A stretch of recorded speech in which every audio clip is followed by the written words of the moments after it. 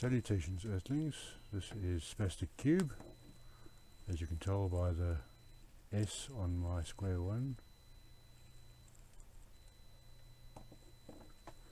Today we are going to figure out what happens when you turn just two sides of the Rubik's Cube back and forth in alternating positions,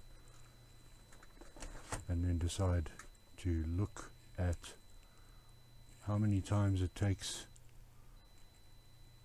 before you sort it out again.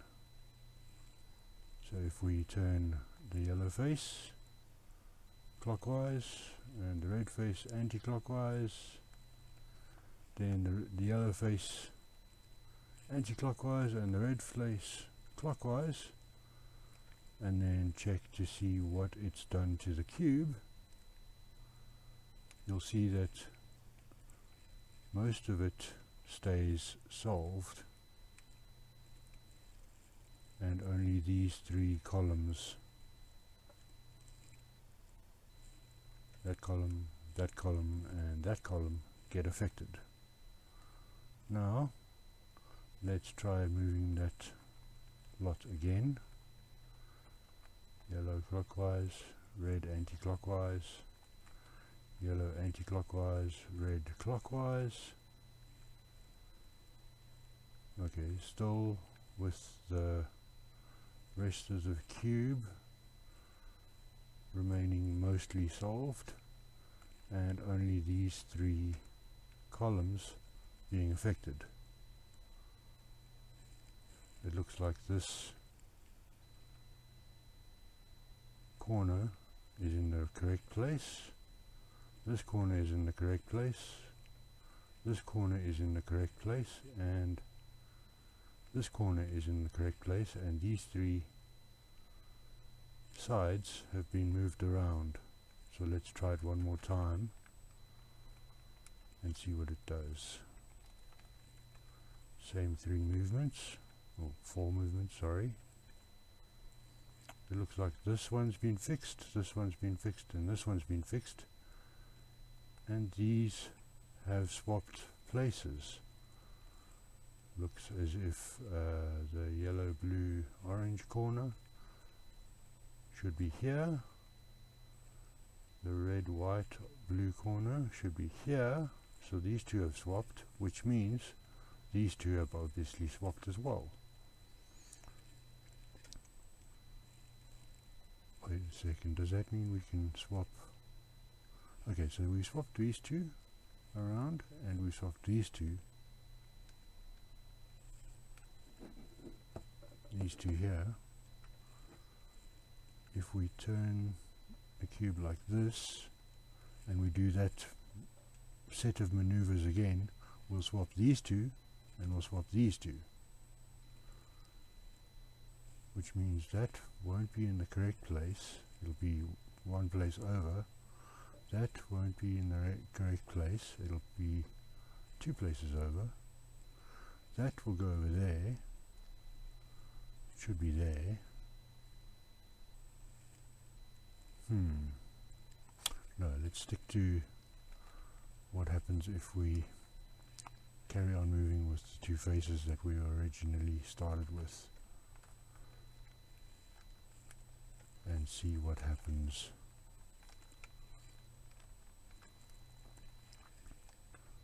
Oh, look at that. The whole cube is solved.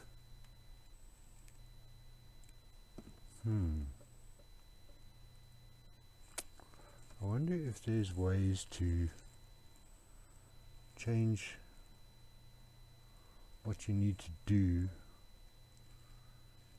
in order to solve something like that without changing the sides. Obviously, going through three sets of this motion,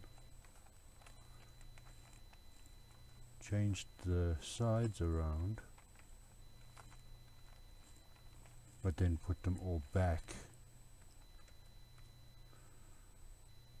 which means you affected the corners but not the sides. and that might be quite helpful when it comes to sorting out a cube.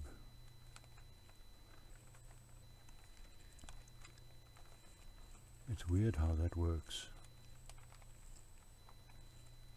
If you're paying attention to each of the parts piece by piece, you'll actually discover where they go and then how they get affected by the second turn, or whether they get affected at all. Let's pay attention to these three pieces as we go through the maneuver. So this piece and this piece moves out of the column that we're affecting, and this piece moves into the column that we're affecting when we do the second move. Now you see these two have been moved out. This one's going to move back in. This one's going to move out. This one's not going to be affected, which means they've swapped. Then this one is going to move out when that moves in, and this one gets unaffected until the next move. Constantly juggling these three pieces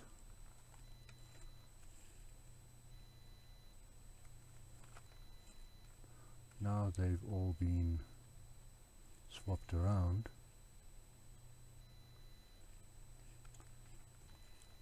One more time, these two and this one, then these two swap, and then these two swap back. Oh, look at that, they're back in position, and this one looks like it's going to move back to here, and that one is going to move back to there. So doing those maneuvers enough times gets the parts back to where they were. So that's a turn, 2 turns, 3 turns, 4 turns, and to get them back you do that 4-turn maneuver. I think it was 3 times, wasn't it? 1, 2, 3. Oh, look at that. Okay, so to get the corners back, you do those sets of moves twice. But to swap the corners around, we know that this one swaps with that one, and this one swaps with that one. You only do that 3 sets of 4 twice. Oh, once. Okay, so that's 12 turns for one set where you want to keep these pieces where they are, not messing with the rest of the cube. This whole section was unaffected. The top was unaffected because we didn't move anything. I can actually hold it like this to make sure that nothing moves, and only move those 2 sides. And you see these parts here just get moved out and back.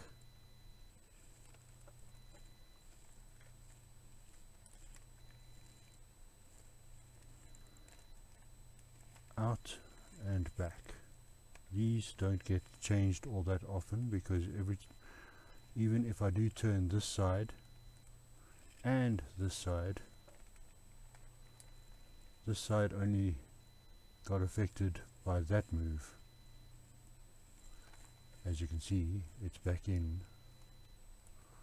and I turn this side and that's back in as well. So we keep moving these 2 sections around this section.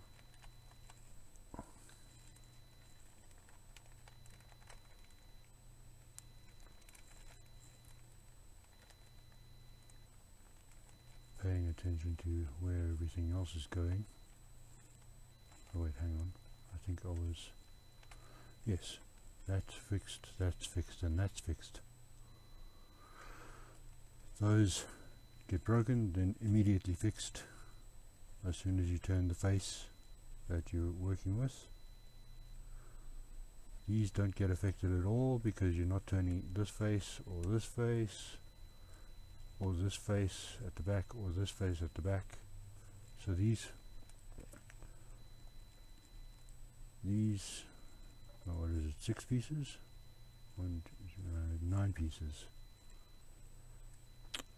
If you want to include the centers, then it's 11. Technically the centers can't move, they can only rotate, but changing these 4 corners without changing these 3 sides is a total of 12 moves.